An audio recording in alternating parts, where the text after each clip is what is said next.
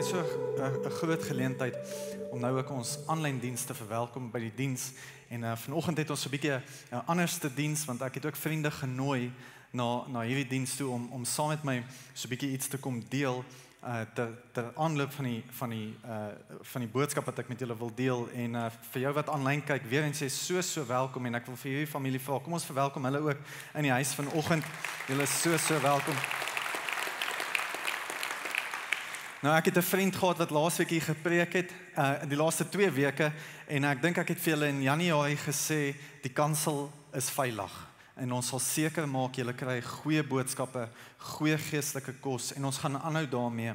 En Clinton Montgomery, wat in Brisbane bly daar naby ons, hy is ook op ons preekspan, 2 keer 'n kwartaal preek hy daar vir ons by Hallow Kerk Brisbane, en ek het sy preke so geniet, die laaste 2 weke, want ek dink dit was so nodig vir ons as gemeente, en ons gaan daarop voortbou, veral laasweek se diens, en ek wil jou aanmoedig, as jy nie laasweek se diens gekyk het nie, gaan terug op YouTube, gaan soek Hallow Kerk Centurion, of op die Facebookblad, gaan kyk daar die boodskap, as in die Engels sê dit, kan ek dit net so stel, dit is 'n profound boodskap, nie net vir die gemeente nie, maar vir ons ook, vir jou as persoon. So ek wil voortbou op daardie boodskap om 'n verskil te maak, en my titel vanoggend is 'n kerk wat 'n verskil maak, want dis hoekom ons hier is, 'n kerk wat 'n verskil maak. So gee my gou 'n geleentheid om vriende vorentoe te nooi van ons, en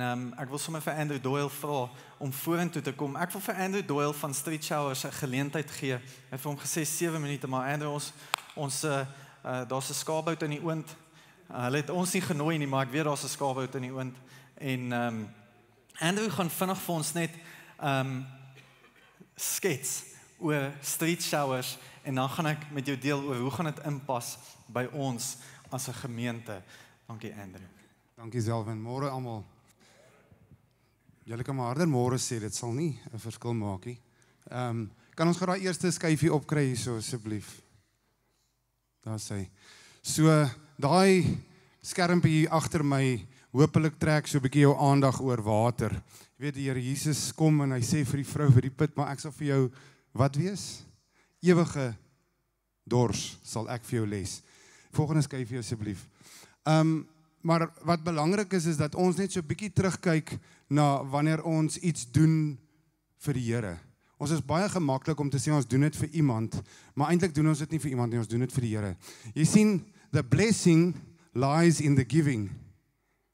Ek sê net dit gou mooi, ek wil hê jy moet dit mooi hoor. The blessing lies in the giving. In Handelinge 28 vers 35 sê die prediker daar, hy sê, it's better to give than to receive. En dis woorde van Jesus Christus. Jy sien aan jou linkerkant, daai skyfie is Matteus 25, waar Christus gevra het, maar ek was dors, jy het nie vir my water gegee nie, ek was honger, jy het nie vir my kos gegee nie. Ek was in die tronk, jy het my nie kom besoek nie. En dan sê die disippels, Here, maar hoe sou ons dit geweet? En dan sê hy, want as jy dit aan die geringes gedoen het, dan jy het ook aan my gedoen. Ek en jy kyk weg as ons by die verkeerslig kom, en hy ouetjie staan daar met sy handjie oop. Ons kyk hom nie in die oë nie. Ons kyk eerder hier in die kar of daar iets geval het. Ons wil nie eens vir hom 5 sent gee nie, maar ons wil hom nie in die oë kyk nie. Jy hoef hom niks te gee, behalwe 'n smile nie, regtig. Dis hawelose mense wat hier in ons stad bly. Gaan van die volgende skyfie asseblief. Kom ek deel net gou met jou ietsie hierso. Volgende skyfie.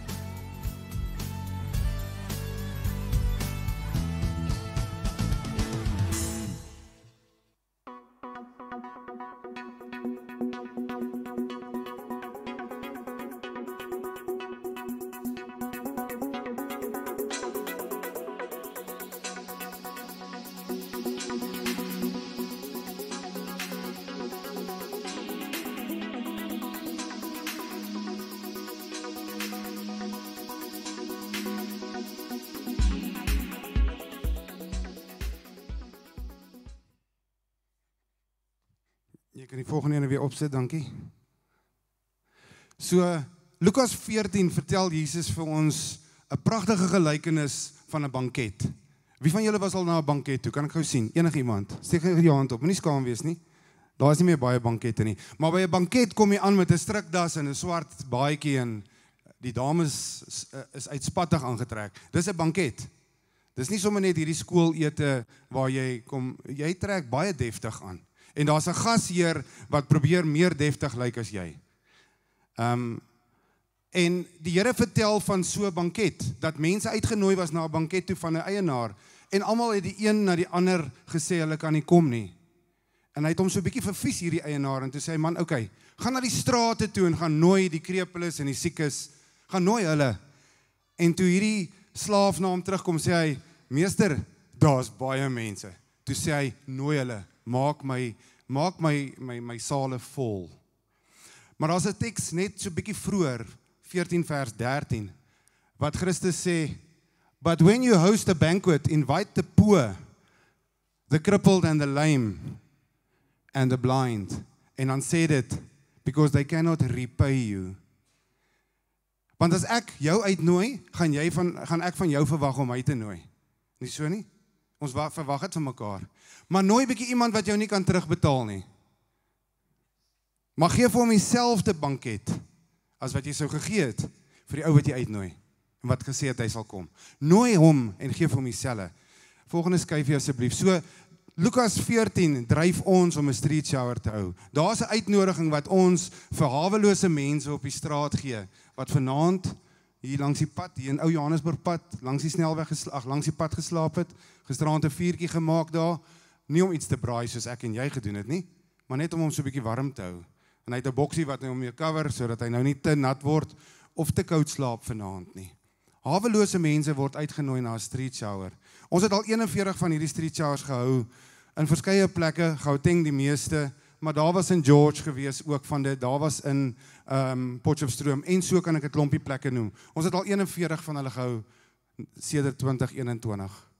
En die groot ding wat hier gebeur, volgende skyfie asseblief, is dat ons is besig om regtig by daai boodskap van Christus uit te kom. En dit is om restoring dignity, om waardigheid weer terug te sit.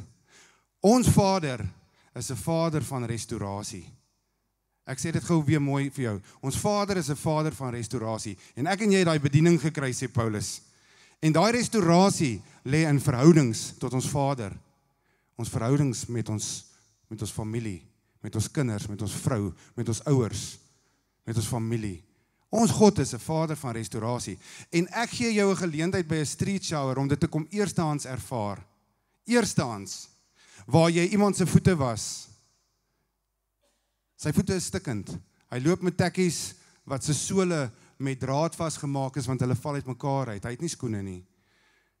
Jy was sy hande en hy sê vir jou, in 20 jaar het nog niemand in my hande gevat nie. Ja, hy's 'n dwelmverslaafde. Hy's 'n verslaafde wat op straat bly. En ek gaan nie terug om goed te soek wat hy gedoen het, wat hom fouteer nie. Op hierdie stadium wil die Here hê ek moet sy liefde met hom deel, op 'n tasbare manier. Ons stort hulle, ons sny hulle hare, ons gee vir hom nuwe klere om aan te trek. Nie daai jean van my wat gister geskeur het toe ek gras gesny het nie. Ek gee vir hom 'n nuwe jean, ek gee vir hom 'n nuwe hemp. Hy's waardig om dit te kan dra. Ons het 'n gedeelte, as hy uitklim met daai stortheid en die trane loop, want hy het in 3 maande, 6 maande nie gestort nie. Dan vang ons hom soms so in sy trane en ons gee hom vir die bedieningsstasie en hulle bid saam met hom, gee vir hom 'n Bybel. Hulle maak seker dat vanaand sou hy dit nie maak op straat nie, want hy oudie, kom hy daarom by die regte adres uit vanaand. Ons gee hom daai kans om waardig te voel. Ons het 'n CV-stasie waar ons vir hom 'n CV uitgee en sê hierso, gebruik dit, miskien kan jy werk kry, om dan net te sê wie is jy, want jy lyk nou pragtig. Sy haartjies is mooi gesny, hy lyk nie soos 'n takbok nie, hy lyk soos 'n kind wat pas uit die skool uitkom, netjies goed. Ons gee vir hom kos om te eet by 'n bankettafel wat mooi voorberei word. Hy staan nie in 'n ry soos wat hy altyd staan om te vra nie. Hy sit, hy word bedien. Daar's kelners. Dis my te pragtig altyd die kelners. Dis kinders, meeste van hulle. Hulle het baie spoed, hulle het baie energie en daai heeldag hou hulle ons ook sommer aan die gang met 'n pannekoekie en 'n tee. En ek wil jou uitnooi om betrokke te raak by so iets, waar jy nie in hierdie stoel sit en hom warm broei nie, maar waar jy saam met my buite, waar hulle in die reën staan, kom dien. die tasbare dien. En jy mag dalk nie die ene wees wat maklik praat nie, maar dankie jy by die teestasie werk. Jy is dalk iemand wat baie van hou om te praat. Jy kan dalk daarso by as 'n usher hierdie ouens rondskuif. Daar's 'n plek vir die hele familie om deel te neem. Oom Tannie, as jy vanoggend ongemaklik voel om met haweloses te werk, kom join ons. Jy hoef nie ongemaklik te voel nie. Jy hoef glad nie. Want die Here se beskerming is mos daar. En by the way, as jy ongemaklik voel dat jy dalk iets kan oorkom, dan wil ek graag vir jou bid dat jy net jou siel by die regte plek kry, want dan is jy dalk nog nie reg om te gaan nie. So ek deel dit graag met jou. Laaste slide asseblief. Of daarso. So daar's 'n paar datums aan die linkerkant bo op die skerm van wanneer ons volgende street showers is in die plekke. Maar ek wil jou uitnooi vir 27 September. Selwyn gaan ietsie meer sê daaromtrent. Ons gaan dit in Montana hou en ons wil hierdie gemeente, hallo kerk, hallo church ook. Ons wil hulle ook betrokke kry. Al is hulle deur aan die kant die waters. Ons wil hulle ook betrokke kry en ek wil jou uitnooi om daar deel te raak van. Daar's 'n QR-code wat jy kan scan vir 'n WhatsApp groep waarop jy kan beland en jy kan al die inligting kry. Moenie worry nie, daar's nie baie gepraat nie, is maar net ek meeste van die tyd, maar jy kan baie van die inligting van die Street Showers daar kry en jy kan ons volg op die Facebookblad van Street Showers. Mag die Here jou seën vanoggend.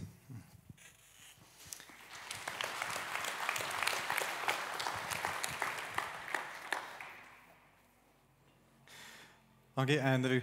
Ons en dit sluit aan by laasweek en vanoggend se boodskap waar ek jou kan help en ons as gemeente jou kan help om 'n verskil te maak, want die 27ste September waarvan Andrew gepraat het, is waar ons as gemeente en ons mense gaan bedien en ons gaan die voertuig beskikbaar stel vir jou om 'n verskil te maak, want dit is wie ons moet wees.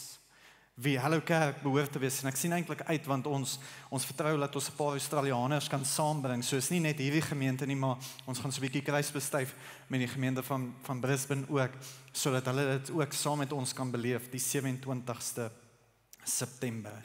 En ek wil dit so sê as ek oor my titel gepraat het en ek sien ek het 55 minute oor, dan begin die volgende diens. So ek het nie eintlik amper dog jy gaan vir 55 minute nog preek, nee.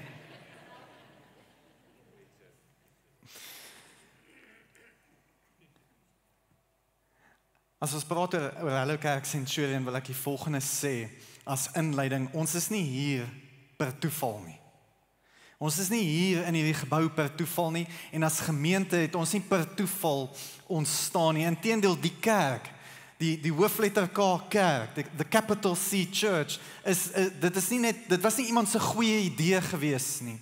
Dit is 'n goddelike idee en dit was altyd nog die Here se plan gewees. Dit is nie omdat ons 'n goeie strategie gehad het en weer 'n menslike strategie nie. Dit is wat God bestem het. Hy het altyd nog die kerk deel gehad van sy plan en hy het gesterf sodat ons 'n verskil kan maak, sodat ons impak kan hê. En ek moet vir jou sê, ek het vanoggend se aanbidding baie geniet.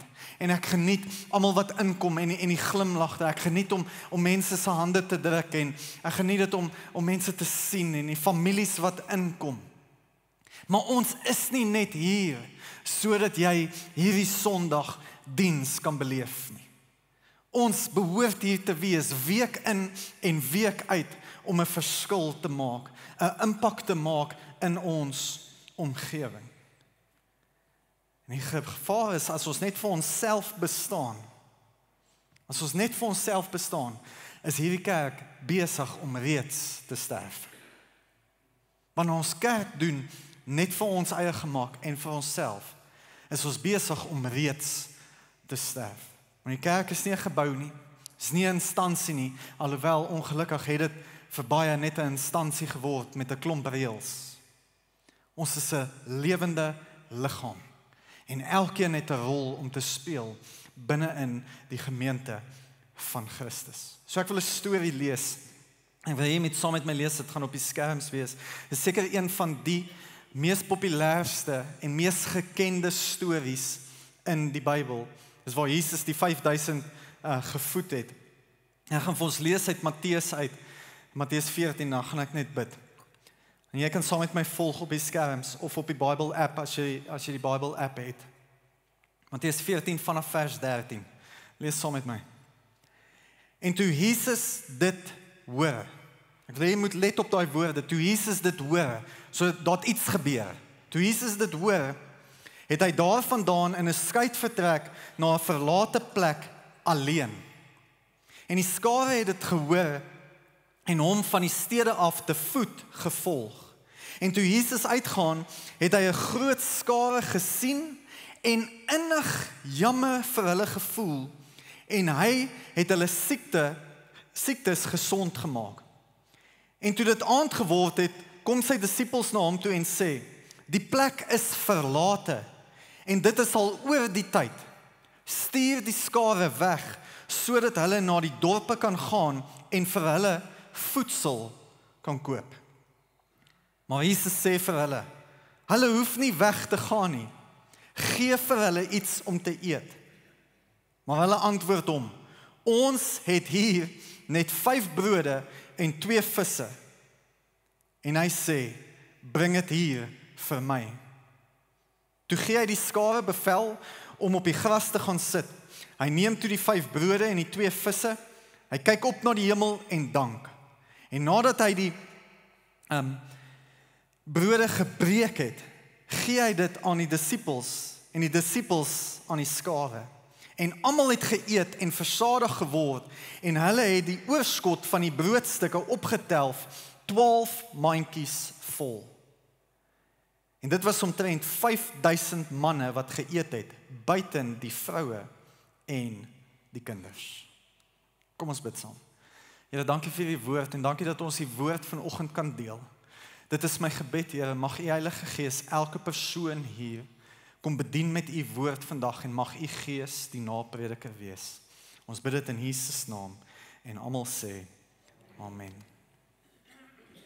Nou as ons gaan kyk na hierdie baie bekende storie en hierdie wonderwerk, wil ek iets vir julle kom sê vanoggend, want wat hier gebeur het in hierdie skrifgedeelte is baie meer as net 'n wonderwerk.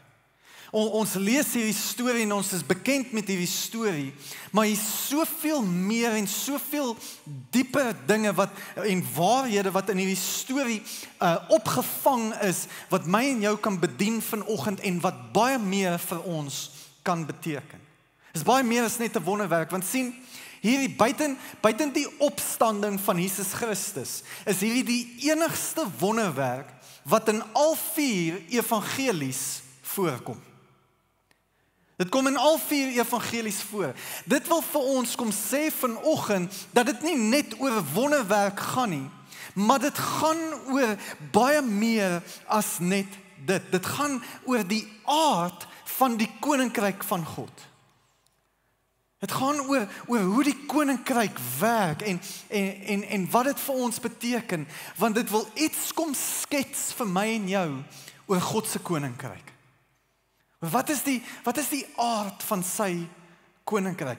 Ek wil dit in Engels sê, want dalk translate dit beter. What is the nature of God's kingdom? En dit word opgevang en vasgevang binnekant hierdie storie. En daar's soveel meer. So kom ons doen vinnig hierdie eksegese oor hierdie skrifgedeelte. So wat ons gaan doen vanoggend, ons gaan skrif vir skrif gaan. Ons gaan so 'n bietjie sien, maar wat is dit? Wat wil die Here vir ons kom wys oor hoe sy koninkryk eintlik is? As ons gaan lees, vind hier 'n oomblik van krisis plaas.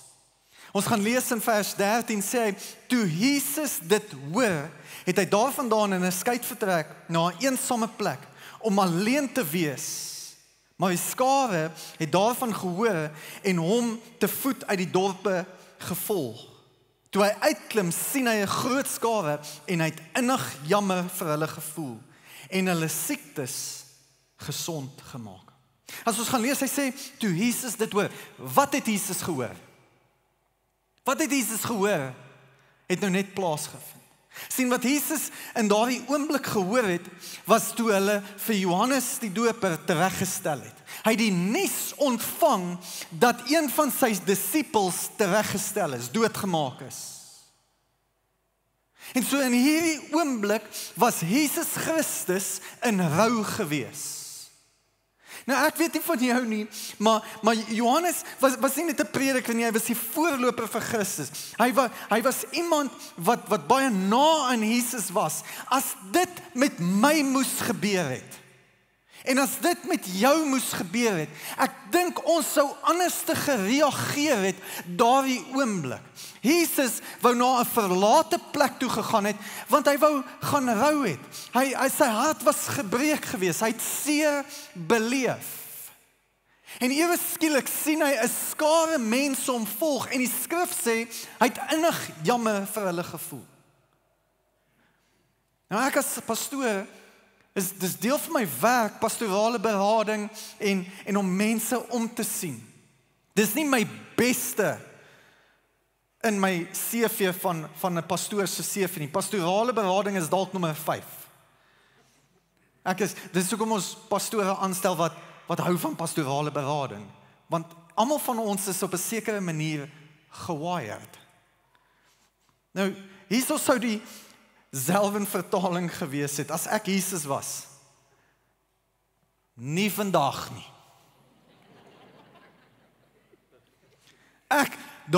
Hier kom die skare, ek sien julle. Luister, as my beste vriend of 'n baie vriend na my gewees het, en hier sit die skare voor my, as ek nou met jou moes eerlik gewees het, jy sou my nie gesien het nie. Nie vandag nie. Maar dis nie hoe Jesus reageer nie. Inteendeel, hulle sê, hy het hulle innig vir hulle jammer gevoel. En daar's 'n Griekse woord wat daar as jy in die Grieks gaan lees, is daar vir daardie woord, die woord medelei, om jammer te voel vir iemand, is die Griekse woord wat hier gebruik word, is die woord splagchinomai. Nou verskoon my Grieks. Splagchinomai. Dis so lekker om dit in Afrikaans te kan sê, want ons het die g in ons taal, splagchinomai. En wat dit beteken is die volgende, dit dui op 'n diep binneste roering, 'n beweging wat hom gedring het om te handel. So toe hy sien, was dit nie net simpatie gewees nie, daar was iets wat binne hom plaasgevind het, toe hy hulle innig jammer gevoel het, sê die Grieks, dit was splagchinomai, beteken dit, daar was iets binnekant hom, wat hom laat beweeg het, van nie net na simpatie nie, maar oor in aksie in. Hy het hulle innig jammer gevoel. Dit het van die binnekant af van hom gekom. Beteken, Jesus het nie net 'n probleem gesien het, hy het ook 'n doel gesien in hierdie oomblik. En vir baie van ons, as dit ek was ek al lankal weg. Ek sou nie vanoggend gepreek het nie. Maar Jesus kom, en hy kom toon vir ons eintlik iets heeltemal anders. En hy het 'n innige jammer te vir hom gehad. Ek wil dit weer sê, dit was nie simpatie nie. Dit was 'n krag wat van binnekant af gewerk het, wat hom tot aksie laat beweeg het, om 'n verskil te maak. Hy het hulle innig jammer gekry. Hy het dit nie as 'n onderbreking gesien nie, maar as 'n geleentheid.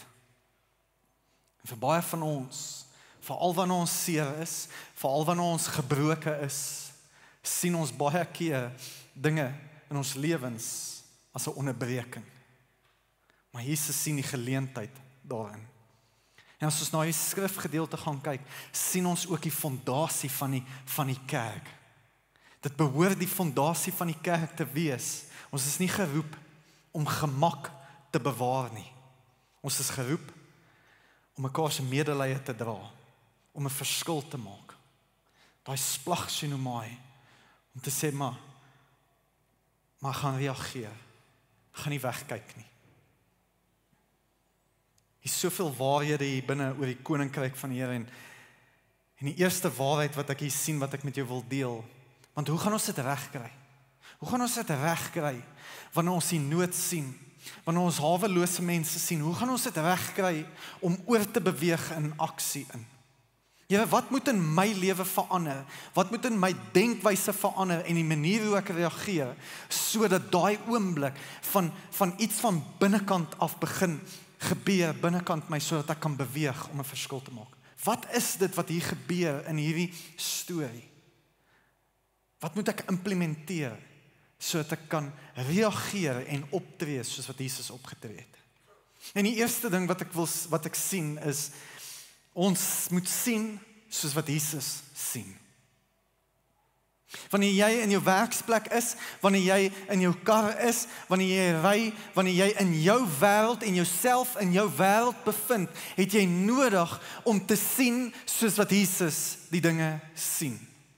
As jy 'n verskil wil maak in die wêreld waar die Here jou geplaas het, het jy nodig om te sien soos wat hy sien. As ons kyk hierso in Matteus 14 vers 15, die volgende vers sê hulle, en toe dit aand geword het, kom sy disippels na hom en sê, die plek is verlate en dit is al oortyd.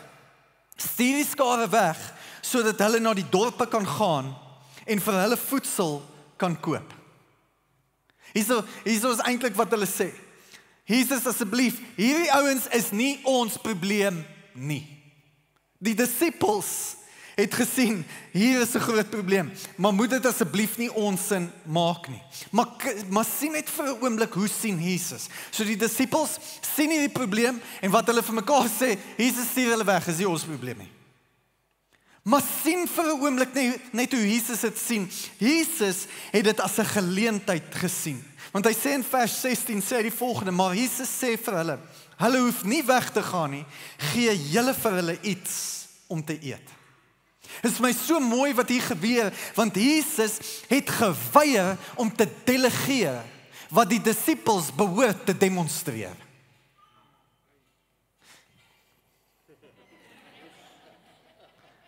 Daai was baie beter. Ek weet ek preek op 67%, maar jy kan ten minste amen sê daarvoor. En Jesus kom wys vir ons. Hy sê, luister, ons gaan nou nie wegstuur nie. Ons gaan nie delegeer nie. Ons behoort dit te demonstreer. Ons moet sien soos wat hy sien. En dan gaan ons dit nie wegstoot en verby dit gaan nie. Ons gaan nie delegeer nie, ons gaan demonstreer. Kyk, ons kan nie net 'n kerk wees vir Sondag nie. En glo vir my, dis die lekkerste plek hierdie om te wees op 'n Sondag. Maar is ook die geleentheid om jou uit te stuur elke Sondag om 'n verskil te gaan maak, sodat ons nie delegeer nie. Want, en hier is die waarheid as dit dalk hard is, 'n kerk en kerke wat staat maak op ander instansies om 'n verskil te maak, het reeds hulle roeping verloor.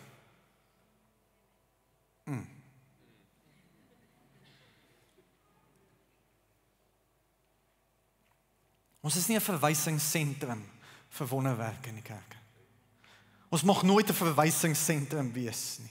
En ons kan nie op ander steun om 'n verskil te maak nie. Ons moet sien soos wat Jesus sien. Kom ek vertel jou 'n storie. Op 'n stadium bly ons het getrek na 'n plot toe my vrou sal droom om ons kinders op 'n plot groot te maak. My eerste 2 jaar op die plot was hel. My pa het my as 'n penpusher groot gemaak in shopping centers. Ons het wel reisies gery, maar ek het nooit my hande vuil gekry nie. Ek haat olie op my hande. En nou moet ek ewe skielik ride-on mowers regmaak. Arbeid is te duur. Ons trek plot toe en nou is ons ewe skielik 25 minute weg van die skool af waar die kinders is en ons ry elke oggend vir 2 jaar en ek kon net nie meer nie. Partykeer as die verkeer was, dan 30 minute skool toe. Hoe ons was 1 blok van die skool af. Nou ry ek elke oggend. En op 'n stadium by die verkeerslig waar die hoof staan, mevrou Ingrid Freeman, sê sy, hoe gaan dit? Sy sê ek, nee, nie goed nie, ek wil my kinders uit die skool uithaal. Ek gaan hulle nou Mogul toe stuur. En Haman was die hoof by Mogul gewees. So in my kop het dit sin gemaak. Selfde huishouding, selfde leierskapstyl, selfde kultuur. Hier gaan dit goed gaan. Sy sê jy moet kom koffie drink. Ek en my vrou gaan drink koffie en jy moet net vir konteks, hier is 'n staatsskool. Geen staatsskool mag godsdienst hê in die skool nie. Niks. Dis goddeloos. Sy sê kom sien my net. Ek en Mika gaan sien haar. En terwyl ek in haar kantoor instap, is dit asof die Heilige Gees my sê jy moet vir haar vandag bid. Nou moet jy weet, hier is 'n staatsskool. Hulle kan my toesluit as sy ongemaklik voel. Maar die Heilige Gees sê, jy moet vir haar bid. En soos wat ons praat, sê ek vir haar, Ingrid, ek ry 25 minute en sy sê, stop net daar. Sy sê, wat 'n voorreg om 25 minute tyd saam met jou kinders te spandeer in die kar. Ja, ek is jammer.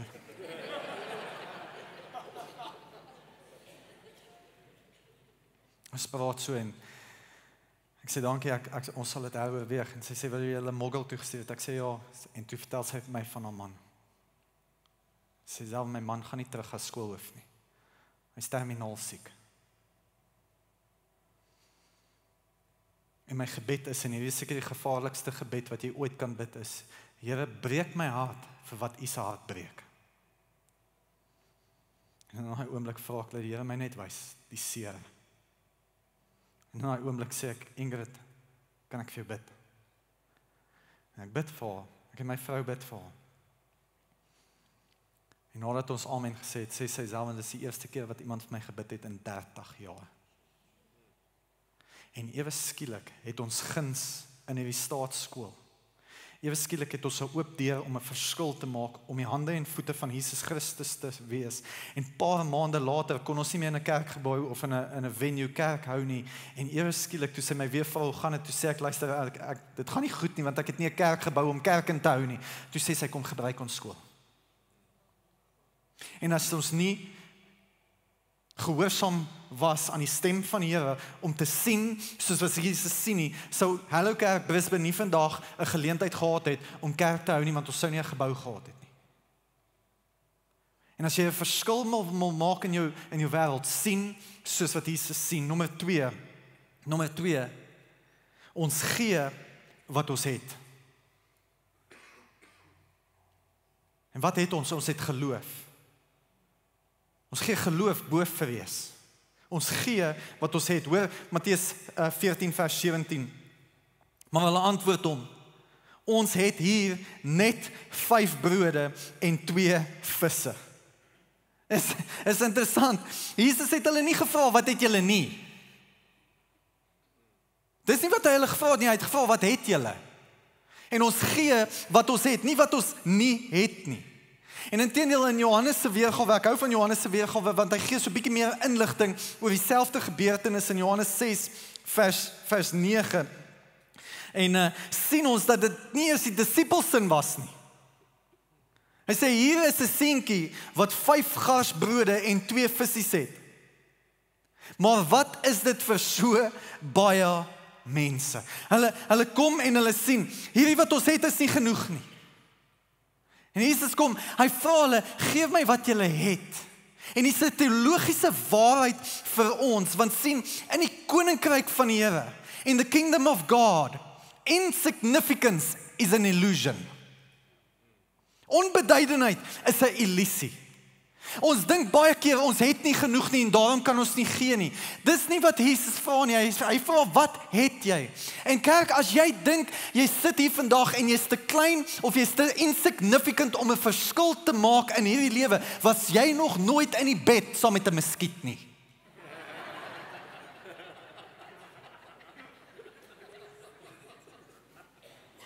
En dis wat ons dink. Ons dink ek het nie die grade nie, ek het nie die geleenthede nie, ek het nie die vermoë nie, ek kan dit nie doen nie. Dit gaan nie oor wat jy nie het nie. Want sien, as jy al daai goed gehad het, sou jy die eer vir jouself gevat het. En Jesus kom en hy sê, gee my wat jy het, nie wat jy nie het nie. En ek wil vir jou sê, jy kan 'n verskil maak met dit wat jy het. Met die kapasiteit wat jy voel jy het, want die Here wil deur jou werk, en hy wil jou wêreld so kom vergroot, want hy wil 'n verskil deur jou maak. Ons sien, dit gaan nie oor wat in jou hande is nie. En dit is ons grootste probleem. Ons dink ons het dit nie. En dit wat ons, die bietjie wat ons het, kan ons nie gee nie. Dit maak 'n verskil, kerk, in wie se hande dit is. Dit het 'n beduidende verskil gemaak, want hier's waar die wonderwerk gebeur het. Dit is waar in wie se hande dit was. En wanneer jy jou insignificant lewe in die hande van Jesus plaas, gebeur iets bonatuurlik. Kom ek verduidelik dit so. Kan ek al 'n cricketbat kry? Bring sommer alles. Ek bedoel, kyk hier. Dalk weet jy nie iets van my nie, maar ek is mal. Ek is mal oor balsport. Nie goed nie, maar ek's mal daaroor. Ek bedoel, ek het rugby gespeel want ek is mal daaroor. Dit was wel in die kaas en wynspan, maar ek was mal daaroor. Gelukkig het ek die voorreg gehad om die kaptein te wees van die Kaas en Wynspan. Ek kon daai dronk ouens bietjie op die pad help. Hierdie cricketbat in my hande beteken regtig nie veel nie. Ek speel elke maandag aand aksie cricket. Ek speel dit, baie keer as ek gefrustreerd, dan sit ek iemand se gesig daarop. Val as die bal kom, slaan dit bietjie beter, soms harder. Maar hierdie cricketkolf in my hande beteken 'n uurse cricket op 'n maandag aand. Ek voel goed, bietjie adrenaline flush. En ek geniet dit. Ek bou communities soos wat die Engels sal sê. En ek probeer my bes om mense te lei na die Here toe, veral op die cricketveld. En kan ek net hierdie sê, en ek weet ek is uit tyd. Maar laasweek maandag aand, sy naam is Des. Ek het my Hello Church Brisbane hemp aan. En hy kom na my toe en jy moet weet, Aussies is baie cynical. En hy sê, "Are you for real? Are you going to that church?" Well, I'm actually the pastor, but I am. En hy sê, "I'm not really a believer." Praat oor sy pa en sy beeld, wat sy pa vir hom gegee het.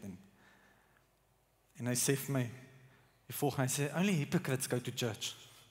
Ek sê, "My cricket bat." Toe sê ek vir hom, "There's place for one more."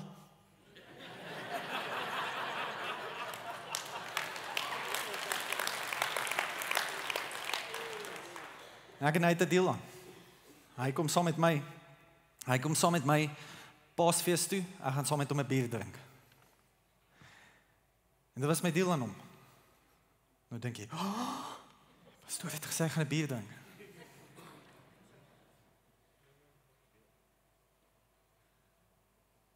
En in daai oomblik sê hy, "Nee, ek kan nie." Ek sê, "Hoekom nie, vertel my." Hy sê, "Ek is verslaaf aan spirits. Maak 'n bottel 'n aand leeg." En ek sê vir hom, "Des, jy het die lewende water nodig. Kom saam met my kerk toe." En ek kom met. 'n Crickethand in my hande beteken nie baie nie. 'n Cricketbat, golf, en iemand so Steve Smith se hande beteken miljoene. Gaan oor wie se hande dit is. As jy dink hier oor 'n tennisraket in my hande beteken nie baie nie, behalwe ek's mal oor tennis. Maar daar's 'n nuwe sport uit, paddle. Ek love it. Niemand het my genooi hierdie keer nie. Januarie het al die jong manne my genooi, toe wen ek hulle almal. Nou nooi hulle my nie. Ek weet nie wat gaan aan nie. Maar 'n tennisraket in my hande beteken nie baie nie. 'n Lekker potjie tennis in Rafael Nadal se hande, in Federer se hande, en al daai manne se hande beteken dit miljoene. Dit maak 'n verskil in wie se hande jy is. As ek dink aan 'n golfstok, nou Eckhart was hoog en heilig, toe gee hy vir my 'n 5 yster, want hy het gesê 5 is genade. Toe sê ek, "Kom gee nie my gunsteling stok nie. My gunsteling stok is die drywer. Ek kan hom nie weguitslaan nie, maar ek love hom. King Slicer." Maar in my hande beteken dit 'n lekker potjie golf, en Eckhart sit vir my ore aan op die golfbaan elke keer. Maar in Tiger Woods se hande beteken dit miljoene. Sien, dit gaan oor in wie se hande dit is, want kom ek sê vir jou, ek is die beste pen pusher wat daar is, so hout en spykers in my hande beteken nie baie nie. Gaan nie eens vir jou 'n kussie kan bou nie. Maar hout en spykers in die hande van Jesus Christus beteken redding vir nasies. Want dit gaan oor in wie se hande dit is. En hierdie 5 visse en 2 broodjies in Jesus se hande, dis waar die wonderwerk begin het. Is wanneer ons lewe plaas in sy hande en sê, Here, ek is nie goed genoeg nie, maar ek plaas my lewe in u hande, want ek wil 'n verskil maak. Ek wil sien soos wat u sien, maar ek wil gee wat ek het, nie wat ek nie het nie. En vir my lewe in u hande plaas, sodat ons 'n verskil kan maak. Laastens, en dan vertrou ons Jesus vir die vermeerdering. Ons kan nie onsself vertrou vir die vermeerdering nie. Ons vertrou Jesus vir die vermeerdering. Matteus 14 vers 19 sê, toe gee hy die skare bevel om op die gras te gaan sit, en hy neem die 5 brode en die 2 visse. Hy kyk op na die hemel en dank. En nadat hy die brode gebreek het, gee hy dit aan die disippels, en die disippels gee dit aan die skare. Let mooi op wat het hier gebeur. Jesus het dit geseën, toe sê hy dankie, en toe breek hy dit. En dis 'n koninkryksbeginsel vir my en jou in hierdie oomblik. En 'n teologiese waarheid. Want God se seën, die seën van die Here, is gratis. Maar sy vermenigvuldiging vereis oorgawe. The blessing of God is free, but the multiplication of God requires surrender. En ons hou van die seën. Ons is mal daaroor. Elkeen van ons is mal daaroor om geseën te word. Die vraag is ons bereid om deur 'n breekproses te gaan, sodat ons vermenigvuldig kan word? Want dis waar ons kort kom. Dis hoekom hierdie prosperity preachers, ek preek nie teen hulle nie, maar dis hoekom hulle so suksesvol is. Weet jy hoekom is hulle so suksesvol? Want al wat ons hoor is, die Here gaan ons seën, die Here gaan ons seën, die Here gaan ons seën, en dan hardloop ons agter dit aan, en dan preek ons die beloftes, sonder om die pyn agter dit te preek, om deur 'n breekproses te gaan.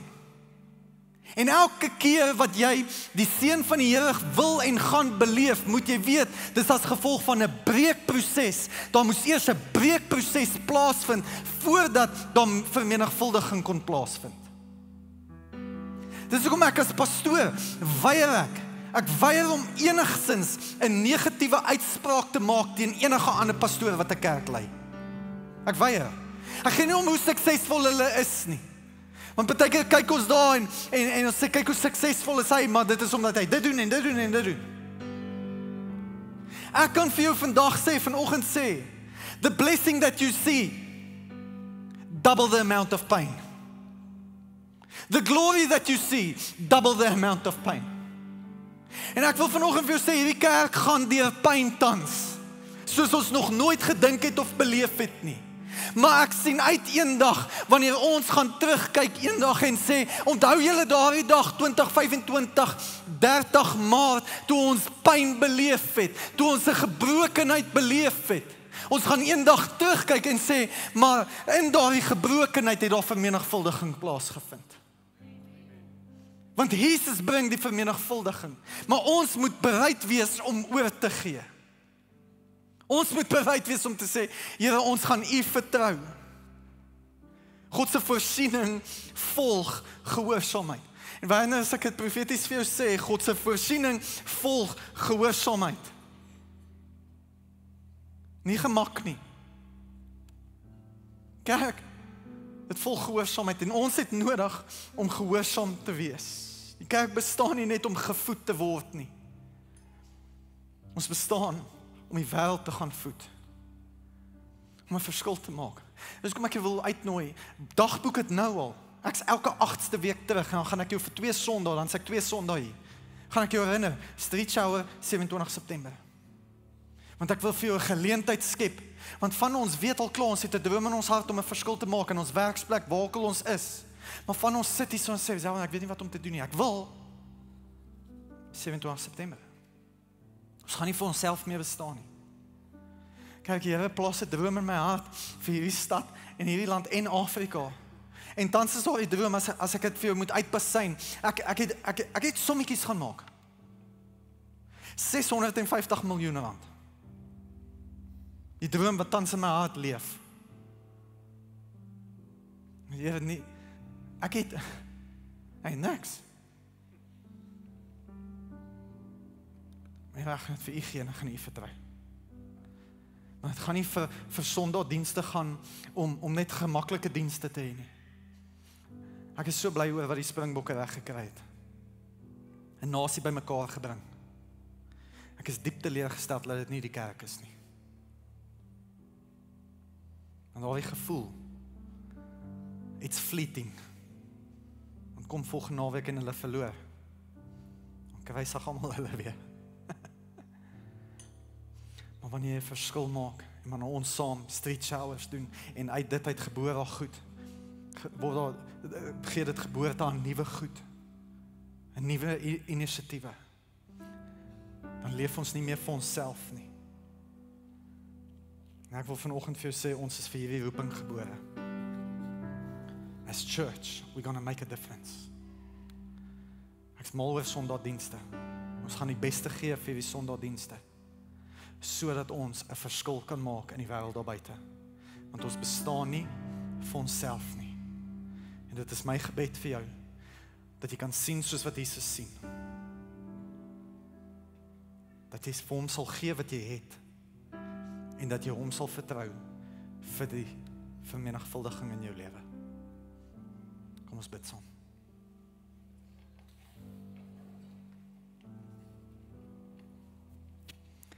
Here, dankie vir die liefde en die genade. Dankie dat ons 'n kerk kan wees wat 'n verskil maak. Here, ek kom bid dat ons nie net sal omsien na ons eie gemak nie, maar dat die medelei binnekant ons sal laat oorbeweeg in aksie in, om 'n verskil te maak. Dankie Here dat U ons roep. Dankie Here dat ons weet, hierdie is nie net 'n goeie idee nie, maar dat dit 'n goddelike idee is. En ek kom bid vir een en elkeen van ons, Here, waar U ons uit ons gemaksone kom haal vanoggend. Mag ons kies om te reageer, om te sê ons gaan 'n verskil maak. Het gaan nie net oor ons gaan nie, maar om mense bekend te stel aan die lewende water, aan die lewende woord, aan Jesus Christus. Terwyl elke oog gesluit is, as jy hier sit vanoggend, jy sê, Zelwyn, ek sit hier vanoggend, maar ek self ken hom nog nie. Ek het eers nodig om Jesus aan te neem, wil ek vir jou daardie geleentheid gee. So as jy hier sit en jy het nog nooit jou hart vir die Here gegee nie, of as jy nog nooit weergebore is nie, as wedergeboorte nog nooit by jou plaasgevind het nie, wil ek vir jou 'n geleentheid gee om daardie keuse vanoggend te maak. Al wat dit is Jesus het vir jou 'n geskenk van die ewige lewe. Jy kan nie daarvoor werk nie, kan nie daarvoor betaal nie, maar jy kan dit aanvaar, want dit is 'n geskenk van hom af. So as jy Jesus nog nooit aangeneem het as jou verlosser en saligmaker nie, wil ek vir jou daardie geleentheid gee. Ek gaan nie uitroep of vorentoe roep nie, maar ek wil vir jou bid. So as dit jy is, wil jy nie vir my jou hand net opsteek en weer laat sak nie. Dankie, jy kan weer laat sak, dankie. Dankie. Dankie, jy kan weer laat sak. Ek gaan vir almal vra, dat 'n paar hande opgegaan om saam met my agter my aan hierdie gebed te bid. En dan gaan ons hulle die grootste klapoffer gee. So bid asseblief agter my aan, almal van ons. Here Jesus, ek kom vanoggend en ek verklaar dat ek 'n sondaar is. Maar dankie dat U vir my gesterf het aan die kruis van Golgotha. Ek neem U aan as my persoonlike verlosser en saligmaker. En ek bely U as my koning en meester. En dankie dat ek vir ewig gaan lewe in Jesus naam. Amen. Kom aan kerk, kom ons gee hulle 'n lekker hande klap.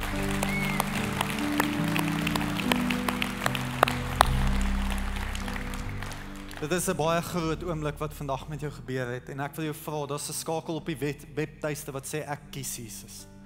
En wat ons as gemeente wil doen is om jou net te help met jou volgende geestelike tree. En dalk sit jy aanlyn en jy daardie besluit gemaak, wil ek jou ook aanmoedig om nie hierdie lewe alleen te doen nie, maar daardie skakel gaan volg, sodat ons kan uitreik na jou toe en jou kan help met jou volgende tree. En vir jou wat hierso sit vanoggend, ons is lief vir jou en ons wil jou graag help in hierdie geestelike reistog en jou ondersteun, sodat jy nie die lewe alleen doen nie. En as jy aanlyn geskakel het, jy was so welkom en ons vertrou dat jy hierdie diens saam met ons geniet het. Kerk, kom ons gee hulle nog 'n lekker hande klap.